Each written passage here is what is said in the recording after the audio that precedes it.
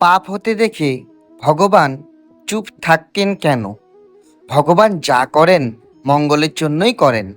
কথাটা কি সত্যি? সেটা কতটা সত্যি? একটা কথা আমরা প্রায়ই অনেকের মুখে শুনে থাকি যে ঈশ্বর যা করেন তা মঙ্গলের জন্যই করেন। এই কথাটি কি আদৌ সত্যি? সত্যিই কি ভগবান যা কিছু করেন তা মঙ্গলের জন্যই করেন? সেই প্রশ্নের উত্তরই আজ আমরা খুঁজব একটি কাহিনীর মাধ্যমে। ভগবান পাপ হতে দেখে চুপ থাকেন কেন? ভগবান যা করেন মঙ্গলের জন্য করেন। কথাটা কতটা সত্য চলুন জেনে নেওয়া যাক।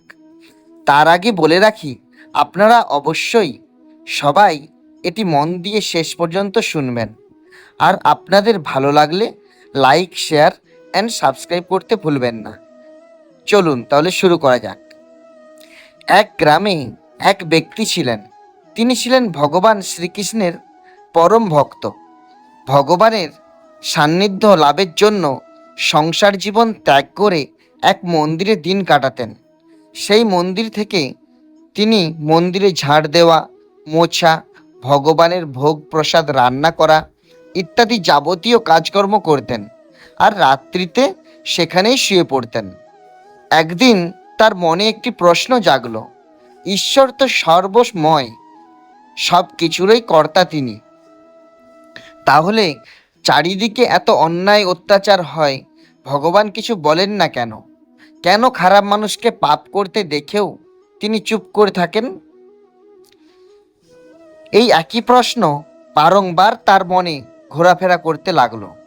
তখন তিনি ভগবানের কাছে গিয়ে বললেন, হে ভগবান, হে করুণাময়, চারিদিকে এত অন্যায় অত্যাচার দেখেও তুমি কেন চুপ করে থাকো?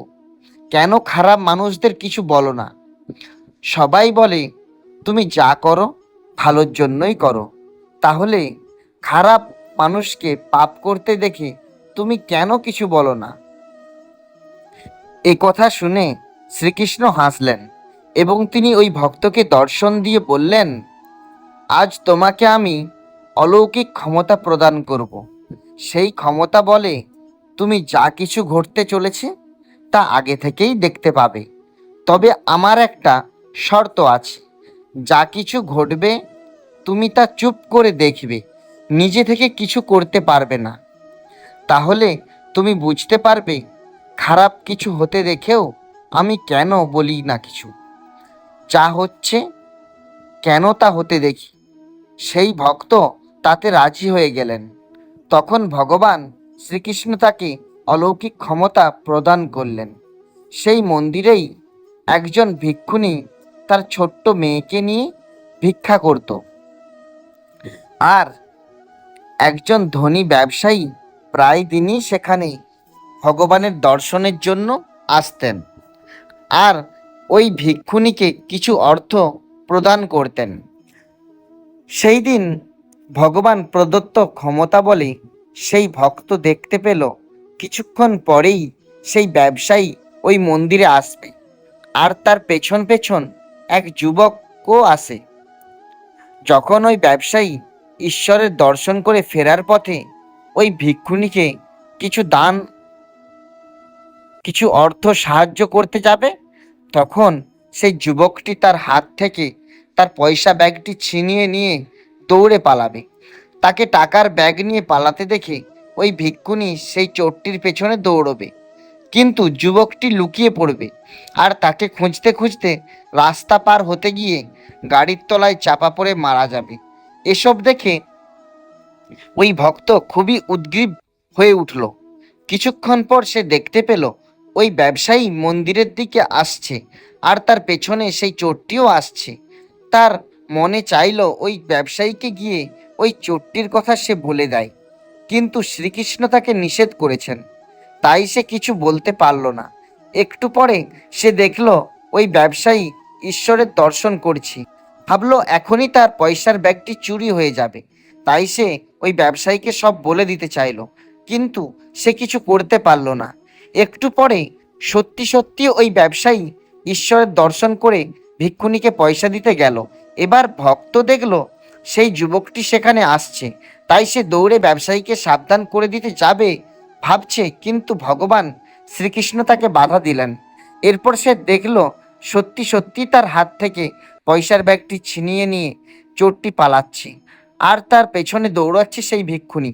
তখন সে ভগবান শ্রীকৃষ্ণকে বলল, আমি আর আপনার কথা শুনতে পারবো না, আমাকে কিছু একটা করতেই হবে, আমাকে ক্ষমা করে দিন প্রভু।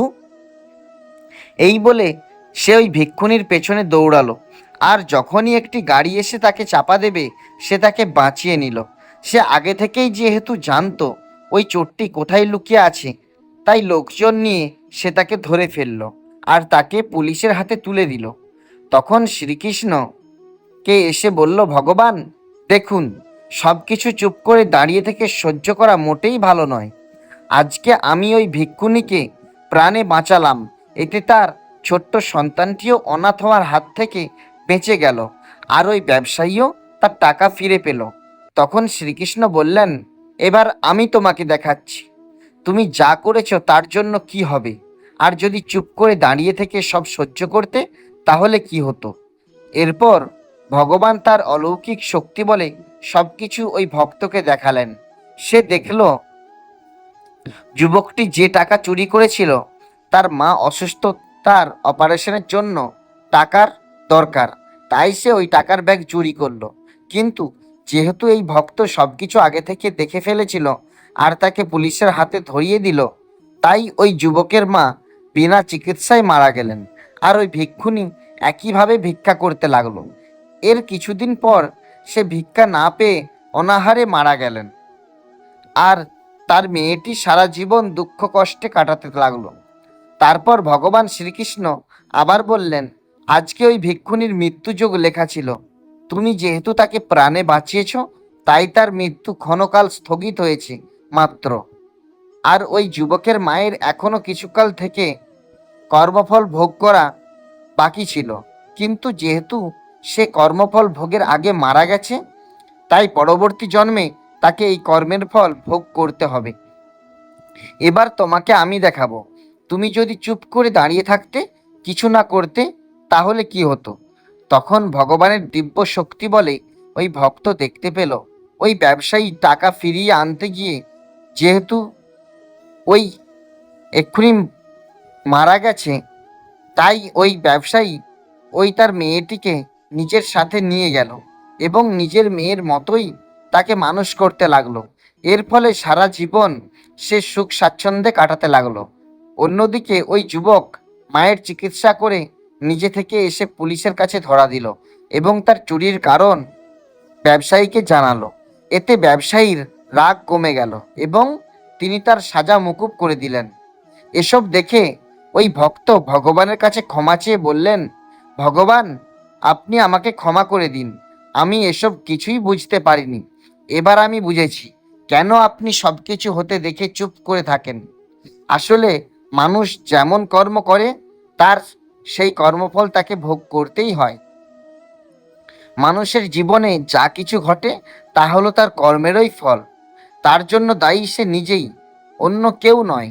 কর্মফল ভোগের যে নিয়ম যুগ যুগ ধরে চলে আসছে, তার ওপর হস্তক্ষেপ করার অর্থ হলো কর্মফল ভোগের এই চক্রকে ব্যাহত করা। এই চক্র ব্যাহত হলে সৃষ্টির সবকিছু ওলটপালট হয়ে যাবে। হে ভগবান, আপনার লীলা বোঝা সবার পক্ষে সম্ভব নয়, আপনি আমাকে ক্ষমা করে দিন। বন্ধুরা, আমার এই কথাগুলো ভালো লেগে থাকলে আপনারা অবশ্যই লাইক, শেয়ার অ্যান্ড সাবস্ক্রাইব করবেন। পরের দিন আপনাদের কাছে এই ধরনের আবার নতুন একটা ভিডিও নিয়ে আসতে চলেছি। ততক্ষণ পর্যন্ত আপনারা সুস্থ থাকুন, ভালো থাকুন। ধন্যবাদ। আজকে আমার ভিডিও এই পর্যন্তই।